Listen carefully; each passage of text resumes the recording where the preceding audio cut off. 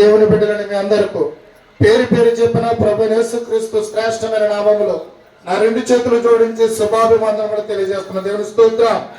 హల్లెలూయా హల్లెలూయా. కృతజ్ఞతగా కూడుగా ఏర్పాటు చేయడం గల కారణం ఏంటంటే దేవుడు 2024 సంవత్సరం అంతా నన్ను నా కుటుంబాన్ని ఆయన సజీవమైన రెక్కల చాటున కాచి కాపాడి 2025 సంవత్సరంలో ప్రవేశపెట్టినందుకు దేవునికి స్తోత్రం. మా కుటుంబం ప్రాణంతో ఉండడమే మాకు ఇచ్చిన దేవుని ఆశీర్వాదం. దేవుని స్తోత్రం. నాకంటే బలవంతులు, నాకంటే అందం కలిగిన వారు, జ్ఞానము కలిగిన వారు, ఈ లోకంలో ఐశ్వర్యం కలిగిన వారు, ఈ లోకంలో మంచి ఉన్నతమైన స్థానంలో ఉన్నవారు ఈ క్షణాన్ని చూడలేక కాలగర్భంలో కలిసిపోయారు. దేవుని స్తోత్రం. నేను వాళ్ళకంటే గొప్పవాడిని కాదు, నేనేదో గొప్ప వ్యక్తిని కాదు, నేనేదో శ్రేష్టమైన వ్యక్తిని కాదు, నా కుటుంబం మీద ప్రత్యేకించబడిన ఒక అని కాదు, కానీ దేవుని యొక్క ఉచితమైన కృప వలన మేము సజీవులు అక్కడ ఉన్న దేవునికి స్తోత్రం. హల్లెలూయా హల్లెలూయా.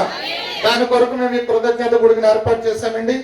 ఈ 2025 సంవత్సరం అంతా దేవుడు మా కుటుంబాన్ని ఆయన రెక్కల కింద క్షేమముగా ఉంచుతాడు, అది మాకు తెలుసు.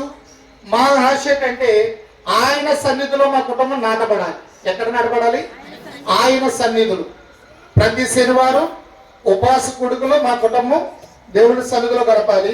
ప్రతి ఆదివారం దేవుని సన్నిధిలో మా కుటుంబం గడపాలి. నా ఆశ ఒకటే, ఆయన రాకడ వరకు, నా పోకడ వరకు, నాలో ఉన్న ఈ ప్రాణము దేవుడు పిలిచే వరకు మా కుటుంబం అంతా దేవుని భయభక్తులు కలిగి, దేవుని విశ్వాసము కలిగి, నా బిడ్డలు మరి ముఖ్యంగా లోకాసులకు లోనవ్వకుండా, లోక స్నేహితులతో కలిసిపోకుండా దేవుని భయభక్తులు కలిగి ఒక ప్రత్యేకమైన జీవితం కలిగి నా కుటుంబం అంతా దేవునిలో వాడబడాలని మా ఆశ, నా కోరిక, నా తపన, నా ఆలోచన. దేవుని స్తోత్రం. అలాగే నా పెద్ద బిడ్డ ఈ సంవత్సరం మార్చిలో 10th క్లాస్ ఎగ్జామ్ రాస్తున్నాడు. సంఘస్థులు, దైవజనులు అందరూ మంచి మార్కులతో పాస్ అవ్వాలని మీరు అందరూ ప్రార్థన చేయండి. అలాగే నా భార్యకు చిన్న బలహీనత ఉంటే దేవుడు అద్భుతమైన రీతిలో స్వస్థపరుస్తాడు. మీరందరూ మా కొరకు, మా కుటుంబం కొరకు ప్రార్థన చేయండి. ఈ శివ సాక్ష్యం